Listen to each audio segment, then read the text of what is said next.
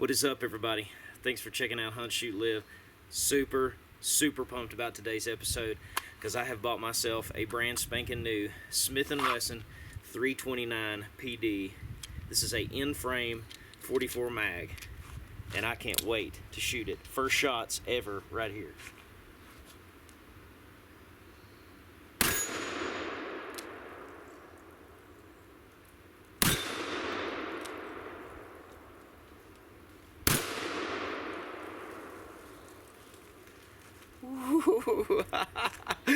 That bad boy's got some pop, that's for sure.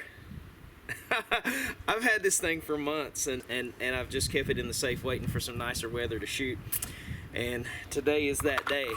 So those are the first three shots out of my Smith and Wesson 329 PD 44 mag. This bad boy is the lightest 44 Magnum in the world. It's a 6-shot in-frame revolver.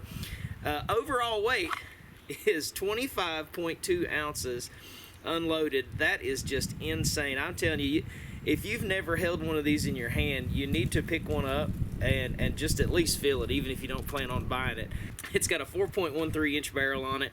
Really nice feel to it. The reason that it's so light is because Smith and Wesson is making this with a titanium alloy cylinder, a scandium alloy frame, and then it just has the stainless steel barrel. So super lightweight materials in this. See, it's got the adjustable rear sight, and then the front is a high-vis red dot. Really stands out. This thing is single or double action, coming in with an overall length of 9.5 inches. It comes with the wooden, and these wood grips are beautiful. It comes with the wood or the rubber grips. I have chosen to leave the wood on, at least for now, because it's prettier.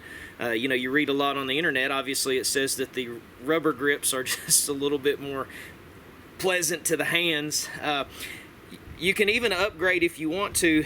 The 329 in-frame here will accept the X-frame grips that you can get for the 460 mag or the 500 mag. So I guess if you want ultimate comfort when you pick yourself up this 329 PD, you may want to grab some of those rubber X-frame grips, because that's going to be probably the best and the easiest for you. I'm a big guy. I'm 6 foot tall, 250 pounds. I lift weights like a crazy man, and that was a little bit of recoil there, I'm telling you.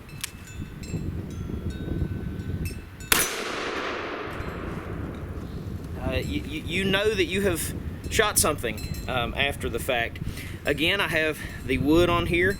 I'm sure with the rubber it wouldn't be terrible. Honestly, you know, again, I know maybe I'm a bigger fella and have you know, the lifting weights I'm sure helps with muscle mass, and that's going to help me with this recoil. A lot of people make complaints that it's just not manageable, it's terrible. I know that was only 4 shots. I don't think anybody really is probably going to get out with a 44 Magnum and shoot hundreds of rounds with it, but you know, those 4 shots were extremely manageable. I am definitely going to end up shooting probably, you know, 15 or 20 more through the course of this video. At least 15 more through the course of this video. I'll let you know at the end how I'm feeling, but you know, right now, you know, that's 4 shots. I know that I shot it, but it's not, I mean, it's not like it's not killing me to have shot it. And you know, I'm probably 15 yards here, and I've hit that 8-inch gong every time. No worries. So, and that's with these wood grips. So, you know, unless you're a super tiny person, don't be afraid of this thing's recoil. I have shot the 500 Smith and Wesson, and this is definitely absolutely not as potent as that 500 Smith was. So, you know, maybe there's a comparison if you've shot a 500 Smith. But I want to do some different stuff with this. Also, I wanted to say this is the Gunslingers Inc. chest harness. I got this off of Amazon. I'll put the link to this in the video description if you guys like this chest harness.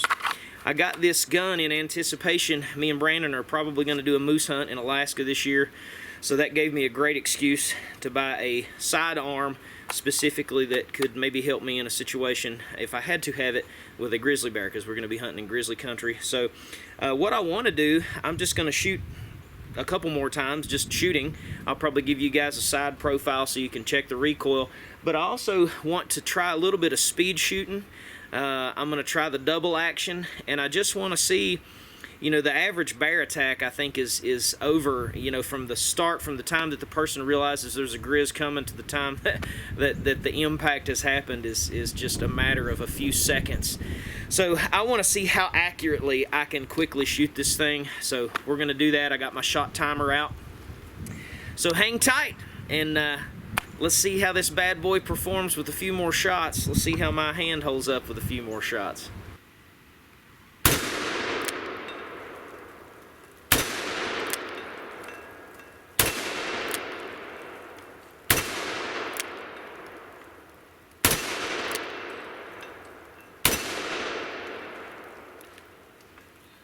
Okay, I'm going for speed this time. I've got 6 shots loaded in here. I've got my shot timer right here, 10 yards from my target.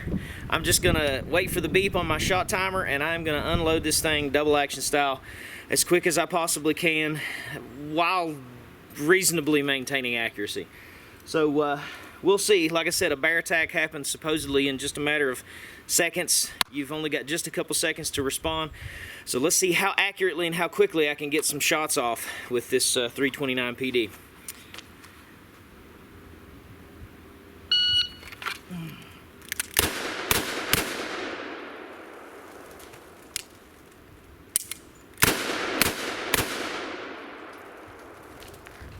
Woo.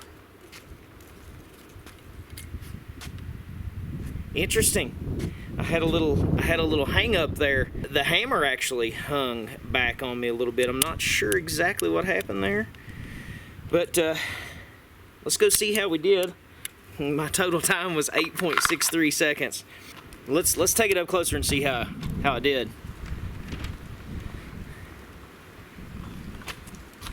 All right, I've got one,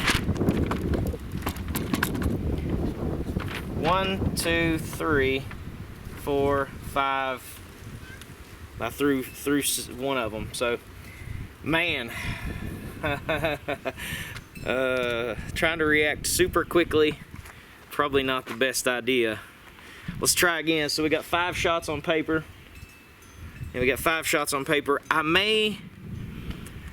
Let me slow down just a pinch instead of trying to be so stupid fast, and just see how if I can get a couple good quick shots without super rushing.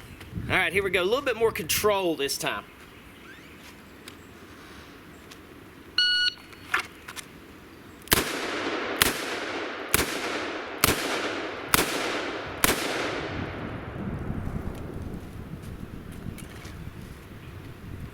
Much better. I would say that the malfunction initially happened just because I was so dang fast, and probably could have gripped it a little tighter on those first shots. But let's see how those 6 did. We had 5 impacts on there initially.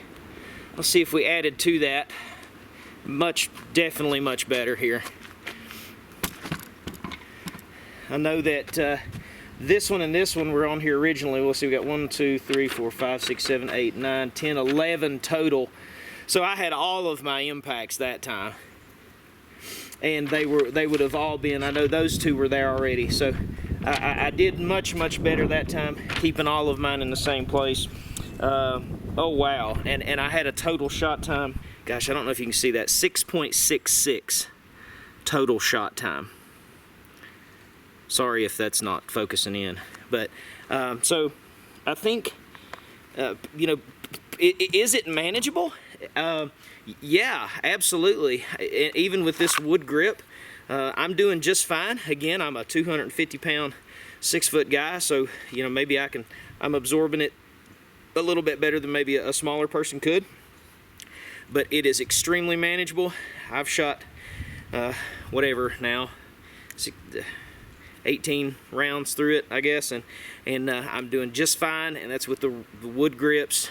Comes with rubber grips, or you can get the Posh X-Frame rubber grips if you wanted to. So, you know, man up and handle it. I don't think it's bad at all. I think that was really cool that you would want to practice. I guess it was my nerves and having not shot it fast initially that caused me to do very badly, but I had a total 6.6 seconds, 6 shots, so basically a shot per second, and I had all really good impacts. And I could probably adjust this sight a little bit. It appears as though that maybe I'm just naturally pulling just a little bit to the right, and I might want to raise it up just a fuzz. So I'll have to experiment with that just a little bit more before I actually take this on the hunt trip. But overall, man, I've looked at this gun for years, and I finally bit the bullet and got it. And this is a pretty sweet firearm. The Smith and Wesson 329 PD and the 44 Magnum. This is an absolutely beautiful piece of machinery, and unless you're a really small, weak person, I think you're going to be able to handle it no problem. I hope you guys enjoyed this episode of Hunt, Shoot, Live. I appreciate you. As always, God bless you. We'll catch you next time.